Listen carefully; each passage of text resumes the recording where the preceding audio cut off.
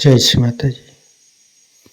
परम पूज्य श्री माता जी कृपा करके सारे विश्व की सभी संतों को परम चैतन्य प्रदान कीजिए। परम पूज्य श्री माता जी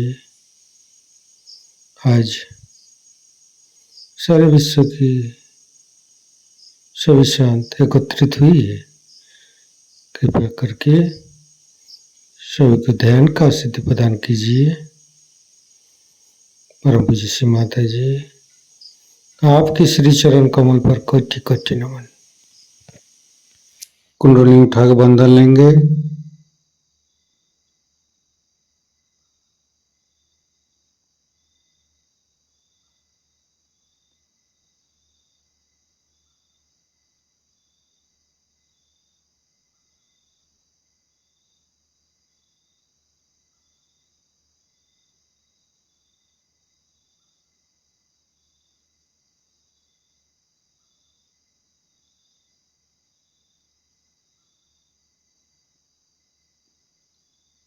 तीनों महामंत्र। ओम तमेव साक्षात् श्री महालक्ष्मी महासरस्वती महाकाली त्रिगुणात्मिका कुंडली साक्षात् श्री आदिशक्ति माता जी श्री निर्मला देवी नमो नमः। ओम तमेव साक्षात् श्री कल्की साक्षात् श्री आदिशक्ति माता जी श्री निर्मला देवी नमो नमः। ओम तमेव साक्षात् श्री कल्की साक्षात् श्री सहस्रार स्वामिनी मोक्ष प्रदायिनी माता जी श्री निर्मला देवी नमो नमः। गणेश मंत्र।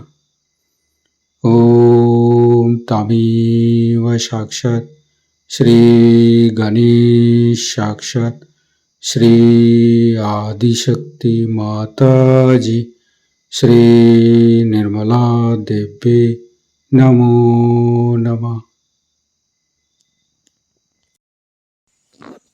दोनों हाथ खोल के श्री माता जी के सामने बैठेंगे। माँ के बिंदी को देखते रहेंगे। मन में ध्यान का स्थिति लेके आएंगे। मन में अच्छे अच्छे भाव अच्छे अच्छे चिंता लेके आएंगे।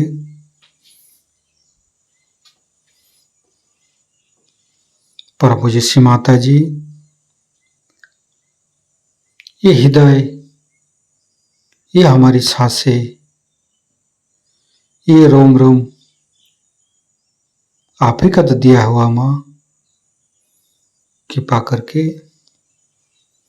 आप हमारे हृदय पर आइए और हमारे हृदय में माँ जगदम्बे के रूप में समस्त बाधाएं को समस्त रोगों को दूर कीजिए माँ। हे आदिशक्ति माँ कृपा करके हमारे हृदय को सच कीजिए। सच हृदय कमलासन पर श्री चरण को स्थापित कीजिए माँ। संपूर्ण चित्त अपना हृदय पर परम पूज्य श्री माता जी को देखते रहेंगे। हृदय के अंदर परम पूज्य श्री माता जी आपकी पूजा हमारे हृदय पर होने दीजिए माँ। हे आदिशक्ति माँ हम अज्ञानी हैं। हमारी अज्ञानता के बस में यदि आपकी शान के खिलाफ कोई गलती हुआ हो कृपा करके आप मुझे क्षमा कर दीजिए माँ। हे आदिशक्ति माँ, हमारे हृदय पर आइए।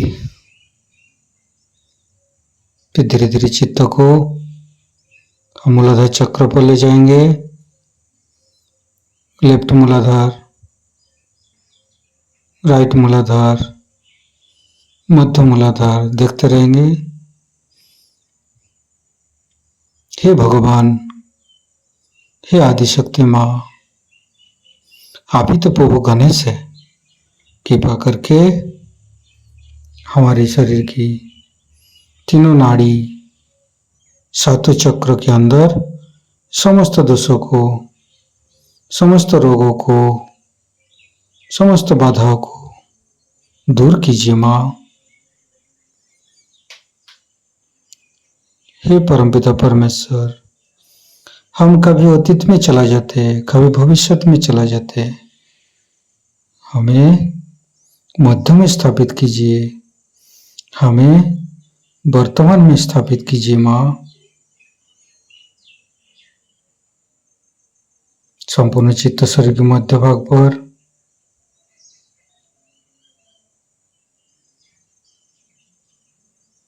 फिर धीरे धीरे चित्त को तीनों स्वादिष्ठान को देखेंगे।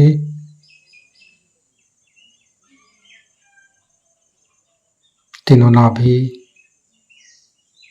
लेफ्ट, राइट, मध्य। श्री माता जी, आप ही तो संतोष प्रदान करते हैं।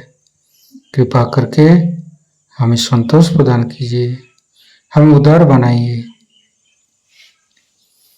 फिर धीरे धीरे चित्त को लेफ्ट हृदय, आदिशक्ति माँ, आपकी परम कृपा में हम शुद्ध आत्मा है। कृपा करके हमारी आत्मा को परमात्मा के साथ जोड़िए माँ। हे आदिशक्ति माँ, आप ही तो शिव पार्वती है। कृपा करके हमारे बाएं हृदय पर आइए और हमारी आत्मा को परमात्मा के साथ जोड़िए। धीरे धीरे चित्त को राइट हृदय, परम पूज्य श्री माता जी, आप ही तो सीताराम जी है। कृपा करके हमारे राइट हृदय पर आइए और हमें मर्यादा प्रदान कीजिए, हमें मर्यादित बनाइए। श्री सीताराम बार बार करेंगे। श्री सीताराम, श्री सीताराम, श्री सीताराम, श्री सीताराम, श्री सीताराम, श्री सीताराम, श्री सीताराम, श्री सीताराम, श्री सीताराम, श्री सीताराम, श्री सीताराम, श्री सीताराम। साक्षात श्री आदिशक्ति माता जी, श्री निर्मला देवी नमो नमः। धीरे धीरे चित्त को मध्य हृदय,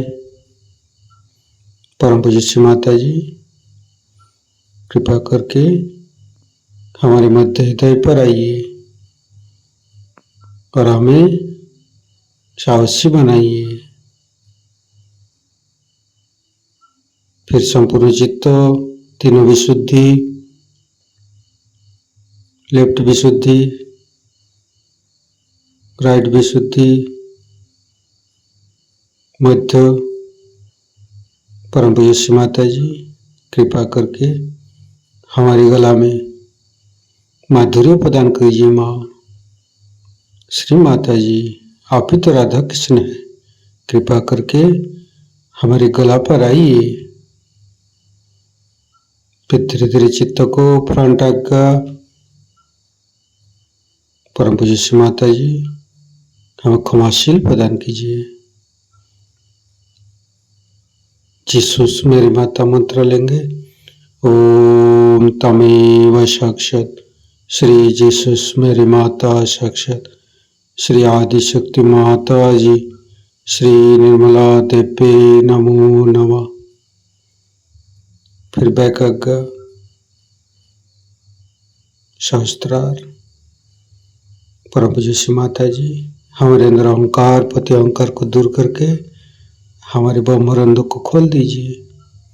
हमारे शास्त्रार पर आइए, संपूर्ण चित्त शास्त्रार पर रखेंगे। शास्त्रार के साथ लेफ्ट हृदय को जोड़ेंगे, फिर राइट हृदय के साथ शास्त्रार को जोड़ेंगे, फिर मध्य हृदय के साथ जोड़ेंगे,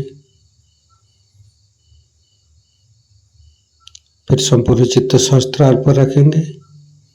परम पूज्य श्री माता जी हमारे ऊपर ऐसी कृपा कीजिए ताकि आपकी अमृत वाणी को हम शास्त्रार से ग्रहण कर सकें। संपूर्ण चित्त शास्त्रार पर परम पूज्य श्री माता जी को अमृत वाणी हम शास्त्रार से ग्रहण करेंगे।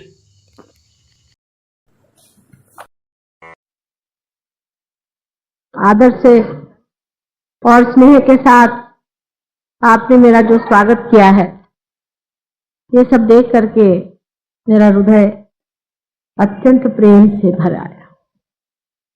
ये भक्ति और परमेश्वर को पाने की महान इच्छा कहाँ देखने को मिलती है। आजकल के इस कलयुग में इस तरह के लोगों को देख करके हमारे जैसे एक माँ का हृदय कितना आनंदित हो सकता है, आप जान नहीं सकते। आजकल घोर कलयुग है। इससे बड़ा कलयुग कभी भी नहीं आया, न आएगा, न करे कभी आए। कलयुग की विशेषता यह है कि हर चीज के मामले में भ्रांति, इंसान को हर चीज भ्रांति में है। इंसान इतना बुरा नहीं है जितना कि ये भ्रांति बुरी है। हर चीज में, जिसे अंग्रेजी में केओस कहते हैं, हर जगह ये समझ में नहीं आता है कि ये बात सही है कि ये बात सही है। कोई कहता है ये करो, कोई कहता है वो करो, कोई कहता है इस रास्ते जाओ भाई, कोई कहता है उस रास्ते जाओ। तो किस रास्ते जाना है? हर मामले में भ्रांति, पर सबसे ज्यादा धर्म के मामले में हुई भ्रांति है। पर जो सनातन, जो अनादि है, वो कभी भी नष्ट नहीं हो सकता, कभी भी नष्ट नहीं हो सकता, क्योंकि वो अनंत है, वो नष्ट नहीं हो सकता। उसका स्वरूप लोग कुछ बना ले, कोई कुछ बना ले, कोई ढकोसला बना ले, कोई कुछ ढकोसला बना ले, कोई उसको पैसे में बेचे, कोई उसको और तरीके से बेचे, कुछ उसका रूप बना लीजिए, लेकिन जो तत्व है उसका, वो सनातन है। और वही तत्व जो है उसका नाम है ब्रह्म तत्व। इसी ब्रह्म तत्व से सारी सृष्टि की रचना हुई। इस ब्रह्म तत्व को पाना ही जीवन का लक्ष्य है। और दुनिया भर के आप काम करते रहे और करते रहे हैं, अनेक जन्मों में भी किए हैं, अनेक जन्मों में आपने भक्ति की है और मांगा है कि हमें ये ब्रह्म तत्व प्राप्त। ये आज की भक्ति का फल नहीं है। और आश्चर्य की बात है कि इसी घोर कलयुग में ही ये मिलने वाला है। ये बहुत आख्यायिकाओं में लिखा था, लेकिन नल दमयंती पुराण अगर आप पढ़ें तो उसमें बहुत साफ तरीके से लिखा है कि इसी घोर कलयुग में, जबकि इंसान बिल्कुल दलदल में फंस जाएगा, तभी ये चीज मिलेगी। इसका मतलब कभी भी ये नहीं कि जो पहले हो चुके हैं, जो दृष्टा थे, जो साधु संत हो गए, जो गुरु हो गए, सदगुरु हो गए, और जो कुछ भी हमारे वेद और पुराणों में लिखा है वो झूठ है, एक शब्द भी झूठ नहीं। और झगड़ा लेकर के लोग बैठते हैं और बातें करते हैं कि वेद में ये लिखा है और पुराण में लिखा है, तो दोनों का मेल कैसा बैठे। ये झगड़े बहुत चलते हैं, इसीलिए कोई सनातन बनता है, कोई कुछ बनता है, कोई कुछ, और मुझे आती है हंसी बात। इसी के बारे में मैं थोड़ी सी आज चर्चा करूंगी, क्योंकि ये बड़ा झगड़ा मैं देखती हूं हमारे देश में चल रहा है। हमारे अंदर 3 तरह की शक्तियां विराजती हैं। पहली जो शक्ति, मुख्यतः जो शक्ति है, वह है इच्छा शक्ति। अगर परमात्मा को इच्छा ही नहीं होती तो संसार क्यों बनाते? उनकी इच्छा शक्ति के अंदर से ही बाकी की शक्तियां निकली हैं। इस शक्ति को हमारे सहयोग भाषा में महाकाली शक्ति कहते हैं। उसी शक्ति की वजह से आज आप भी भक्ति में रस ले रहे हैं, क्योंकि अंदर से इच्छा ही होती है कि भक्ति में चले, भक्ति का मजा आ रहा है, भक्ति में रहे, परमात्मा को याद करें, उनको बुलाएं। ये मानव ही करता, जानवर तो नहीं ना करता। जानवर तो भक्ति नहीं करता, मानव ही करता। उसके बाद हमारे अंदर एक दूसरी शक्ति, वो है इच्छा शक्ति को क्रिया में लाने वाली, क्रियान्वित करने वाली शक्ति। उसे क्रिया शक्ति कहिए आप, इसे सहयोग भाषा में महासरस्वती शक्ति कहते हैं। ये कोई मैं हिंदू धर्म सिखा रही हूं और मुसलमान धर्म सिखा रही हूं या सिख धर्म सिखा रही हूं, ये बात नहीं समझनी चाहिए। जो मैं बात कर रही हूं वो तत्व की कह रही हूं, वो सब धर्म में एक है। इसलिए कोई ये ना सोचे कि मैं सिर्फ उन्हीं महाकाली और महासरस्वती की बात कर रही हूं जिसे हिंदू लोग मानते हैं। उसको आप क्रिया शक्ति कह लीजिए, अगर आपको नहीं अच्छा लगता नाम तो, लेकिन वो महासरस्वती की शक्ति है। और जो तीसरी शक्ति हमारे अंदर भी विराजती है और जो परमात्मा ने हमारे अंदर दी हुई है, वो शक्ति है जिससे हम धर्म को धारणा करते हैं। धर्म का मतलब यह नहीं कि हम इस धर्म के हैं, उस धर्म के हैं, लेकिन जो अंदरूनी मनुष्य का धर्म हमने धारणा की। माने अब हम जानवर नहीं, ये तो बात सही है। पहले अमीबा थे, अमीबा से होते होते आज हम मनुष्य बन गए। और ये जो हम मनुष्य बने हैं, इसमें इसके 10 धर्म हैं।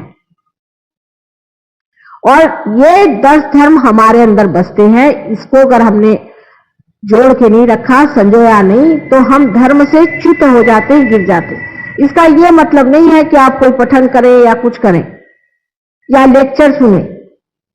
इसका मतलब है धर्म में आप स्थित रहे। जैसे कि एक सोने का धर्म है कि उसका रंग खराब नहीं होता, जैसे कि एक कार्बन का है कि उसके अंदर 4 वैलेंसीज होती है, उसी प्रकार मानव का धर्म है, उसके अंदर 10 धर्म है। मानव के अंदर इस धर्म के प्रति जागृति भी है। ये 10 धर्म कोई नाम देने लायक चीज नहीं। अब ये 10 धर्म को जब हमने बिठा लिया, इस धर्म से ही हमारा इवोल्यूशन हुआ है, उत्क्रांति हुई है, हम अमीबा बने। धर्म हमारे अंदर बदलते गए और जब इंसान के धर्म में हम आ गए, तब हमें इंसान कहलाने लगे। जैसे कि जानवर को आप किसी गंदी जगह से गुजार दीजिए तो उसको गंदगी नहीं आती, लेकिन इंसान को गंदगी का मतलब मानो। तो इंसान जो है, इसका धर्म जानवर से ऊंचा। अब जो दशा आने वाली है, ये धर्म से परे। अब आपको कोई धर्म का पालन नहीं करना पड़ेगा, आप हो ही जाएंगे धर्म, धर्मातीत इसे कहते हैं। अब इसी तरह से ये 3 गुण हमारे अंदर है। इच्छा शक्ति से जो हमारे अंदर गुण आता है वो तमोगुण, और जो क्रिया शक्ति से हमारे अंदर उत्पन्न होता है वो रजोगुण, और हमारे धर्म की शक्ति से जो हमारे अंदर गुण उत्पन्न होता है वो है सत्वगुण।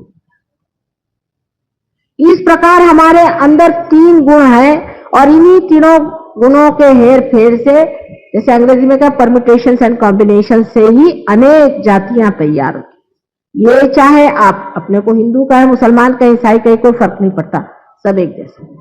अब देखिए इंसान में भी कितनी चीजें जो हैं एक जैसी, सब हंसते एक जैसे हैं, रोते एक जैसे, सिर्फ भाषा का फर्क है। सिर्फ भाषा का फर्क है। इस वजह से हम समझ नहीं पाते कि सारी सृष्टि चराचर में जो एक ही ब्रह्म तत्व रहता है, वही ब्रह्म तत्व जो है उसकी ही भाषा अनेक हो जाती है। माने प्याले अलग हो गए, लेकिन उसके अंदर जो अमृत है वो सब जगह एक ही। अब झगड़ा लोग ये करते हैं कि प्याले ठीक है कि अमृत ठीक है, झगड़ा ये। असल में दोनों ही ठीक है। कुछ कुछ ऐसे भी प्याले भगवान बना देते हैं कि उसमें पूरा की पूरा अमृत बैठ जाता है। आखिर अमृत भी तो प्याले में ही आएगा, अगर प्याला नहीं होगा तो अमृत कैसा आएगा? यही झगड़े की बात है कि लोग प्याला और अमृत को अलग समझते हैं। यानी यही ब्रह्म तत्व को जानने के लिए ही वेद लिखे गए। वेद तब लिखे गए, वेद विद से होता है, विद शब्द का मतलब है जानना।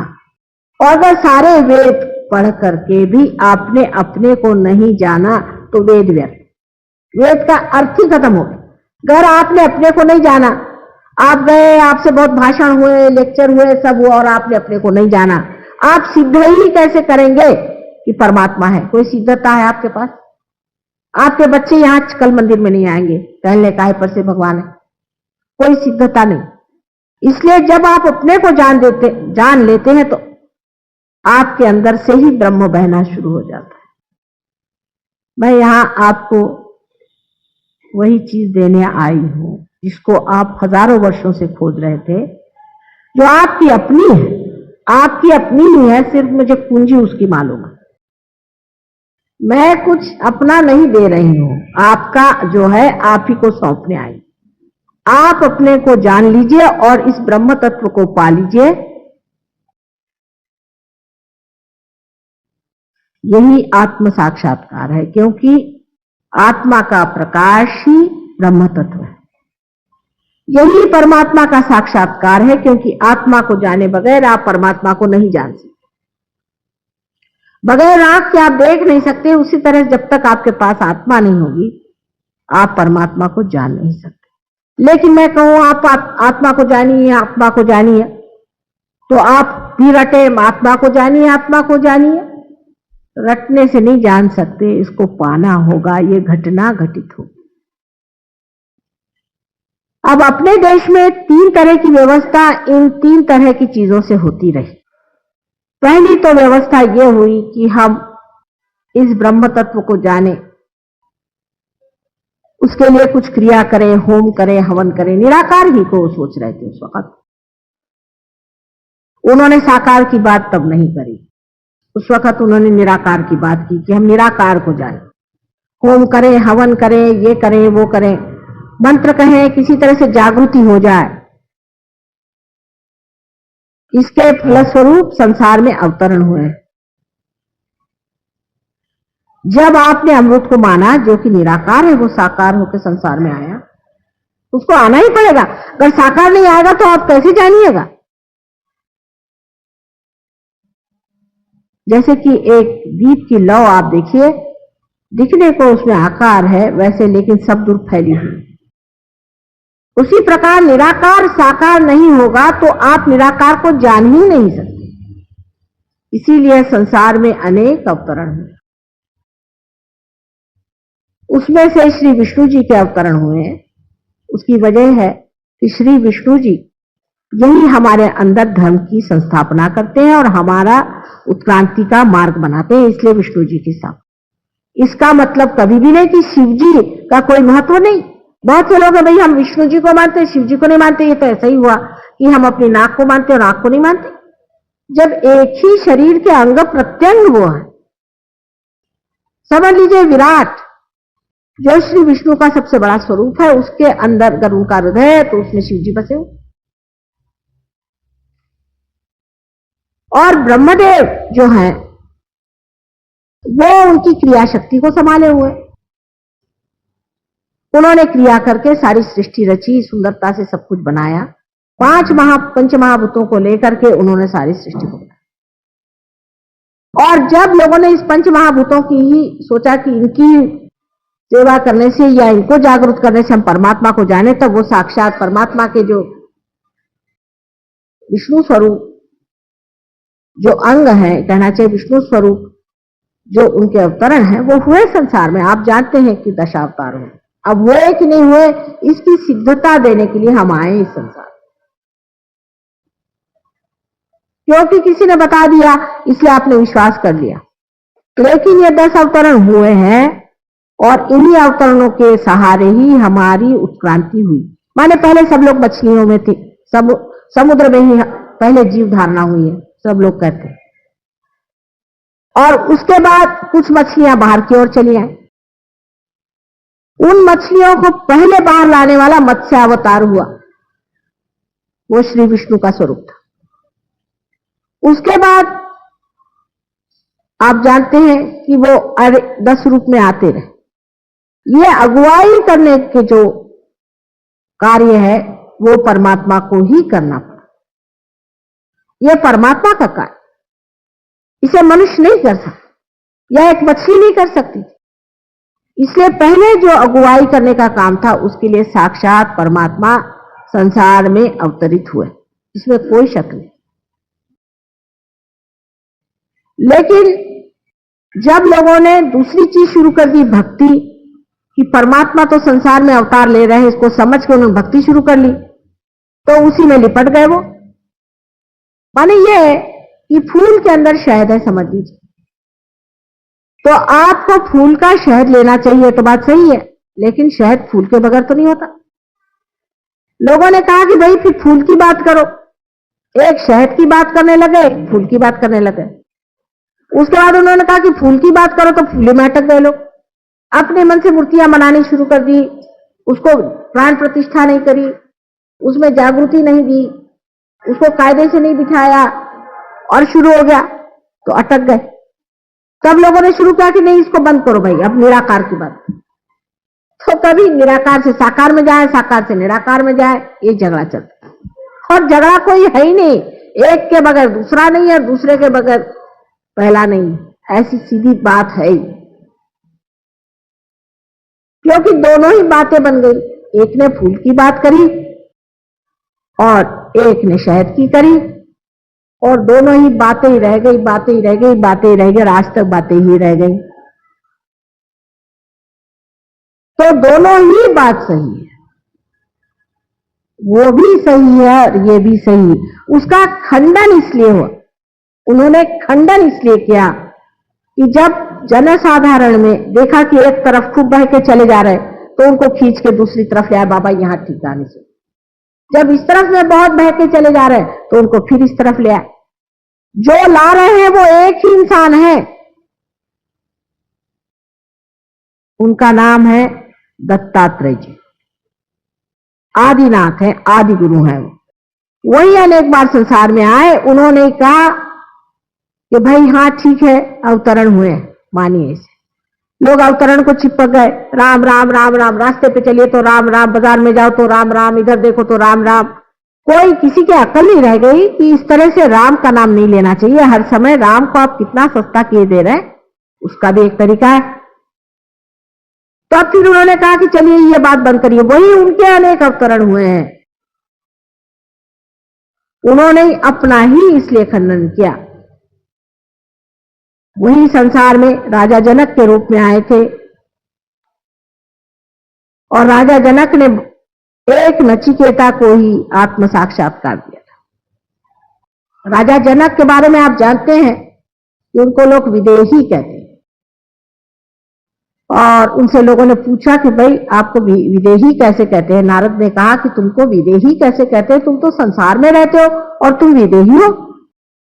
तो बहुत आसान है भाई, ऐसा करो शाम को बात करना, अभी तो तुम एक काम करो, कटोरे में दूध है उसे लेके चलो और शाम को मुझे बताना। अब वो दूध कटोरा ऐसा था कि उसमें दूध छलक जाएगा, उसने कहा एक बूंद भी नहीं छलकना चाहिए, उसी को देखते रहना और छलकना नहीं चाहिए बूंद, तब मैं बताऊंगा कि मुझे विदेही क्यों कहते। शाम तक बेचारे वो अपने लिए घूम रहे, उनके साथ सारी दुनिया में गए और परेशान हो गए। जब शाम को लौटे तो उनका अब तो बताइए, मैं तो तंग आ गया, सारा दिन इस तरह आपके साथ घूमता रहा। कहने का पहले ये बताओ कि तुमने क्या देखा। उन्होंने क्या देखा, मैं क्या देखता, मैं तो पूरी समय दूध ही देखता था कि गिर न जाए। पहले मैं प्रोसेशन में गया, फिर मेरे बड़ा भारी दरबार था, वहां नृत्य हुआ, कुछ नहीं देखा तुमने? पहले कुछ नहीं देखा। राजा जनक ने कहा कि बेटे मेरा यही हाल, मैं कुछ देखता नहीं हूं, मेरा सारा चित्त, मैं अपना देखते रहता हूं, कहीं छलक न जाए, मेरा सारा चित्त वही है। यह अवतरण है। राजा जनक भी एक अवतरण है, बहुत बड़ा अवतरण है। वो इस संसार में गुरु के रूप में आए। उसी ने, जिसको कि आज हम लोग सबसे फुटअव्वल करते हैं, मोहम्मद साहब भी वही है, कोई अंतर नहीं। और उनकी जो लड़की थी वो साक्षात जानकी थी। इसके आपको हम सिद्धता दे देंगे। बेकार में हम, हाँ अगर मुसलमान खराब है वो दूसरी बात है, लेकिन मोहम्मद साहब नहीं थे, उन्होंने भी वही बात करी। और फिर जब मोहम्मद साहब ने देखा कि मुसलमान इतने गधे हो गए, तब फिर संसार में वो आए।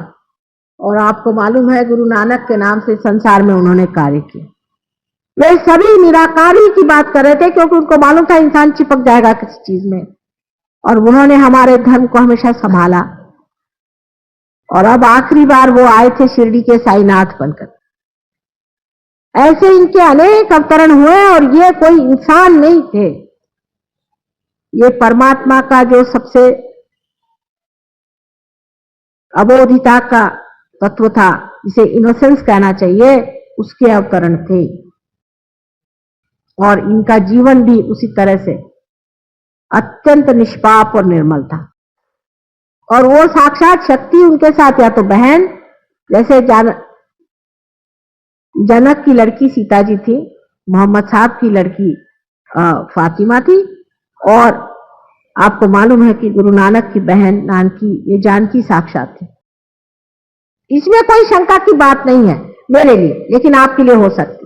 लेकिन इसको मैं सिद्ध कर सकती हूं, क्योंकि जब तक आपके आंख नहीं आती आप इसको नहीं मान सकते, ठीक है। लेकिन आपको आंख देने पर तो आपको मानना ही पड़ेगा कि सफेद सफेद है, झूठ झूठ है। तो किस बात का झगड़ा है फिर? ये तो अंधेरे में लोग आपस में मार रहे हैं। एक बार आंख खुलने पर मैं बताती हूं आपसे, आप सारे संसार की जो ये सबसे बड़ी माया है, इसको पहचान लेंगे। ये सब लोग एक हैं, इनमें कोई अंतर नहीं। अब जो हमने वेद वगैरह रचे, और जिससे हमने पंचमहाभूतों का हमने कहा कि पंचमहाभूतों को मानिए और उनके हिस्से करिए, ठीक है, तो निराकार की बात हो गई। लेकिन साकार भी चीज है, भक्ति भी है, और साकार परमात्मा राम, श्री राम, परशुराम, इतना ही नहीं, श्री कृष्ण साक्षात इस संसार में आए, अवतरण उन्होंने किया। ये साक्षात श्री विष्णु के अवतरण है, इसमें कोई भी शंका की बात नहीं मेरे लिए। और शिव अवतरण नहीं लेते, शिव का अवतरण नहीं होता। ब्रह्मदेव ने भी एक दो अवतरण लिए, लेकिन शिव जी ने कभी अवतरण नहीं लिया, क्योंकि वो सदा शिव है। विष्णु के अवतरण हुए हैं, और उन अवतरण में आपको जान लेना चाहिए कि उन्होंने संसार में आकर के हमें आज मनुष्य बना दिया, उनकी वजह से हम बने, और उन्हीं के वजह से हमने ये भी जाना है कि संसार में अवतार आते हैं। लेकिन श्री कृष्ण ने ये बातें सिर्फ एक अर्जुन से बताई, एक अर्जुन से बताई, सबसे नहीं बताई, सब जनसाधारण को बताने की बात है। भक्ति का मार्ग चल रहा था, भक्ति में लोग आवाहन कर रहे थे परमात्मा को, और इधर लोग जो है वेद में वो लोग वे पंच महाभूत थे, उनको जागरूक कर रहे थे। और एक बहुत गुप्त तरीके से दूसरा जो मार्ग बन रहा था, उसमें राजा जनक जैसे लोग प्रयत्न कर रहे थे कि आत्मा का साक्षात्कार हो जाए, लेकिन ये बात गुप्त थी। श्री कृष्ण ने भी ये बात सिर्फ अर्जुन से बताई, और वो भी घूम फिरा के बताई, क्योंकि उन्होंने देखा इनकी अभी समझ में आ नहीं रही बात। अब गीता पे फिर मैं कभी बोलूंगी, आज तो इतना समय नहीं। अब जब हमने देखा बाद में कि लोगों में ऐसा है और लोग बेकार में झगड़ा कर, तब स्वयं नानक जी संसार में आए थे और उन्होंने बताया कि बेकार में आप झगड़ा कर रहे हो, क्योंकि उन्होंने सोचा कि मैं ही तो था और मेरी ही जगह अब ये मेरे ही शिष्य लोग अब झगड़ा कर। तो उन्होंने आके समझाया, भाई क्यों झगड़ा कर रहे हो, वो चीज एक ही थी, चीज एक ही थी।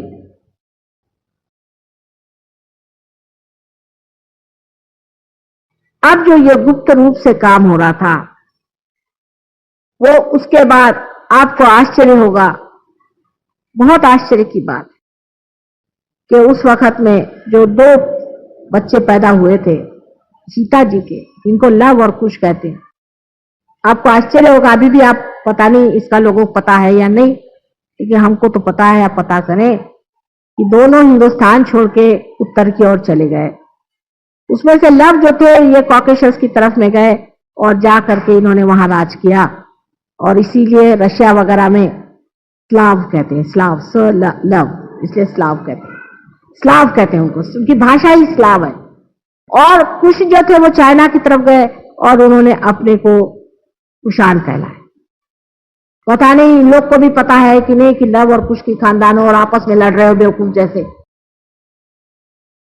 दोनों ही लव और कुश के खानदान हैं, एक स्लाव कहलाते हैं, कुषाण कहलाते हैं, और दोनों में ही सारे संस्कृत शब्द है। अगर आप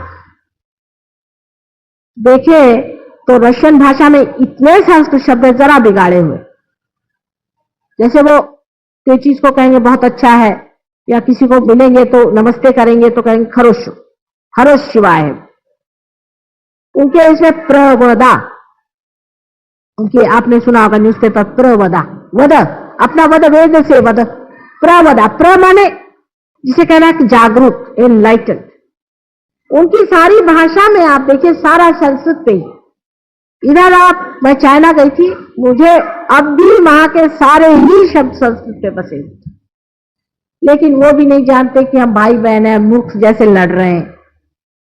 क्या कर, कौन उनको समझाए कि तुम दोनों जुड़े भाई के लड़के हैं और क्या कर रहे,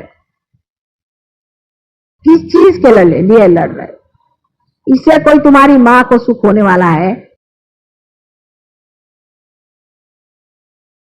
अब जो ये बीच की धर्म व्यवस्था हमारे अंदर बनी हुई है, जिसमें अवतरण होते गए और बहुत ही गुप्त रूप से होता गया, उस वक्त यही दोनों बेटे इस संसार में बार बार पैदा हुए। उसके बारे में लोगों को मालूमात नहीं, लेकिन झगड़ा करने में हम लोग बहुत होशियार हैं, लेकिन उसके बारे में मालूमात नहीं, क्योंकि हिस्ट्री में इस बात को कोई लिखता है। बुद्ध और महावीर ये दोनों बेटे थे, यही दोनों बेटे बुद्ध और महावीर बन के आए और हम लोग झगड़ा कर रहे हैं। अरे अगर हिंदू राम को मानते हैं तो उन्हीं के ये दोनों बेटे हैं, झगड़ा किस चीज का कर रहे हो तुम? और थे कि नहीं उसकी हम आपको सिद्धता दे सकते हैं। अब बहुत से लोगों का यह कहना है कि ये चीज किताब में लिखी नहीं, हर एक चीज किताब में लिखने लायक होती भी नहीं। किताब पढ़ के आप पूरी बात, गीता तो मेरे समझ में बहुत ही कम लोगों के समझ में आई है, उसका बहुत ही सिंपल सी बात है, बहुत ही सीधी सी बात है, किसी की खोपड़ी में आई नहीं, सबके खोपड़ी पे से चली गई। तो इसमें यह समझ लेना चाहिए कि मैं जो बात कह रही हूं उसमें से बहुत सी बातें आपको किताबों में भी नहीं मिलेंगी, क्योंकि मैं जानती हूं, मैं आपसे बता रही हूं और इसकी मैं आपको सिद्धता दे सकती हूं कि ये बुद्ध और महावीर जो थे ये कोई दूसरे नहीं, श्री राम के लड़के लव और कुश थे। वो अपने ही थे, कोई पराय नहीं थे। अब कोई कहते कि हम बुद्ध धर्मी हो गए, हम जैनी हो गए, अरे हुआ है कौन? सब सनातनी है। जब आप कहते हैं हम सनातन है तो सोचना भी चाहिए कि सनातन का आंचल बहुत बड़ा है, तो उसके नीचे सब लोग आ गए, कोई छूटने वाला नहीं है। यही बुद्ध जब कि आए संसार में, इन्होंने सिखाया कि आप मूर्ति पूजा नहीं करो, ये नहीं करो, वो नहीं करो, क्योंकि लोग मूर्ति पूजा की हद कर दी थी उन्होंने। इसलिए जब सिखाया और जब देखा कि वो चीज पूरी तरह छूट के बुद्ध धर्म इतना बुरी तरह से फैल गया और उन्होंने इतनी बेवकूफियां शुरू कर दी, तो खुद उन्होंने ही इस संसार में जन्म लिया। और वही हमारे हिंदू धर्म के संस्थापक, जिन्हें हम मानते हैं आदि शंकराचार्य, वही थे। ये बुद्ध ही थे, फिर से आए अपना ही खंडन करने के लिए, क्योंकि इन बुद्धू लोगों को कौन समझाए? बुद्ध माने जागरूक, जिसने जान लिया सो। कितने बुद्ध हैं? बुद्ध बेवकूफ जैसे वो, उनसे कहा कि पूजा नहीं करो तो एक दांत लेकर के बैठ गए, फलाना लेकर के बैठ गए, उसी से झगड़ा। इंसान को कोई ना कोई बहाना चाहिए झगड़ा करने का, और सब में एक ही तत्व है, सब में एक ही तत्व है, पर झगड़ा पता नहीं क्यों कैसे ढूंढ लेते हैं, कोई ना कोई बात झगड़े की ढूंढ लेते हैं। आदि शंकराचार्य ने कहा था न योगे न सांख्य, न योग सांख्य से कुछ नहीं होने वाला, माँ की कृपा से ही सब कुछ होने वाला है। उन्होंने बहुत बड़ी किताब एक लिखी थी, विवेक चूड़ामणि। पता नहीं आप लोग पढ़ते हैं कि नहीं, पढ़ते होंगे जरूर, क्योंकि आप सनातन धर्मी हैं। तो जिन्होंने इसकी संस्थापना करी वो तो पढ़ते ही होंगे। इतनी बड़ी किताब विवेक चूड़ामणि लिखने के बाद उन्होंने दूसरी किताब लिखी जो सौंदर्य लहरी है। पता नहीं आप लोग पढ़े होंगे। सारा उसमें माँ का वर्णन है पूरा, यहाँ तक कि उनका आकार प्रकार, उनका तौर तरीका, उनको कौन सा तेल पसंद है, सर में कौन सा तेल लगाती है, सारा बारीक लिखे। विवेक चूड़ामणि तो इतनी बड़ी भारी चीज लिख दी और अब ये माँ का वर्णन क्या लिख रहे? कहले उसके सिवाय इलाज नहीं, माँ के सिवाय इलाज नहीं, वही सब करेगी, ये शक्ति का काम है।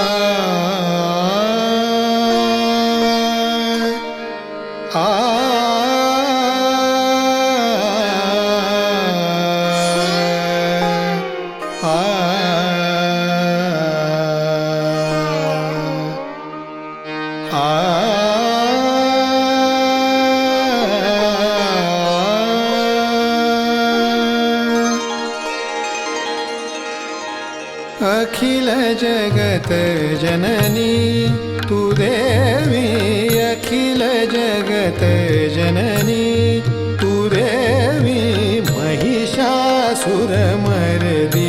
भवतारिणी, महिषासुरमर्दिनी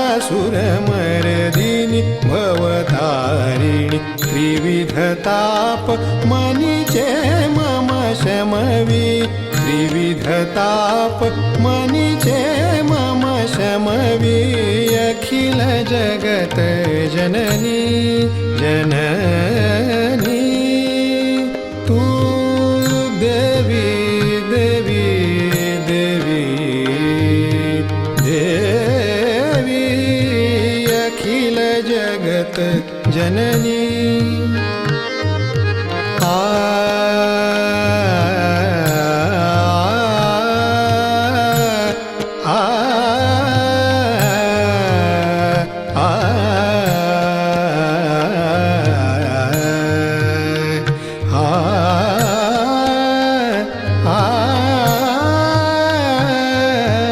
अखिल जगत जननी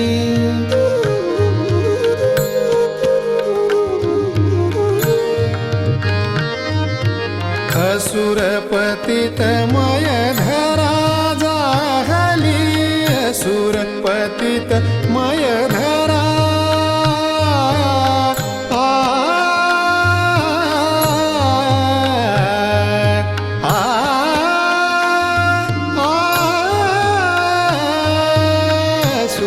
पतित मय धरा जाहली,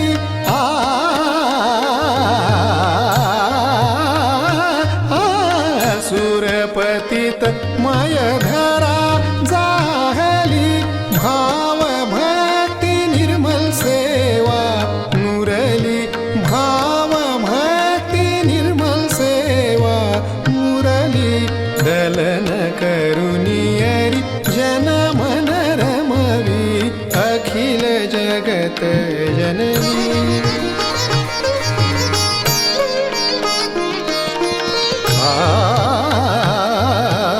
अखिल जगत अखिल जगत जननी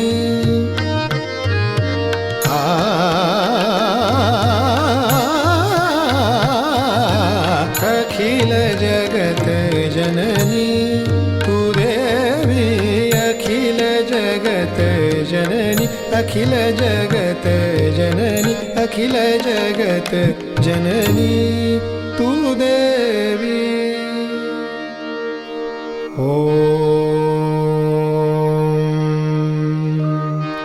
त्वमेव साक्षात् श्रीजगदम्बा साक्षात् श्री आदिशक्ति माताजी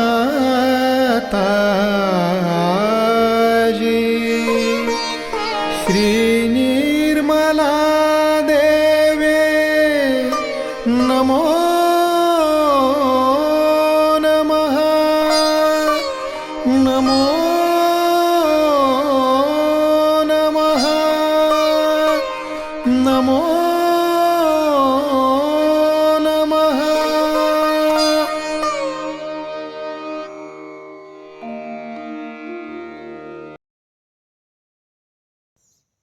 संपूर्ण ध्यान का स्थिति, निर्विचारिता का स्थिति। इस स्थिति पर परम पूज्य श्री माता जी को परम चैतन्य अनुभव करते हुए परम चैतन्य की वर्षा अनुभव करते हुए थोड़ी देर रहेंगे। प्रे करेंगे परम पूज्य श्री माता जी, आज का एवं अमृत ध्यान पर आपने जो हमको परम चैतन्य अनुभव कराया, इसके लिए मैं आपको कोटि कोटि नमन। कुंडली उठा के बंधन लेंगे।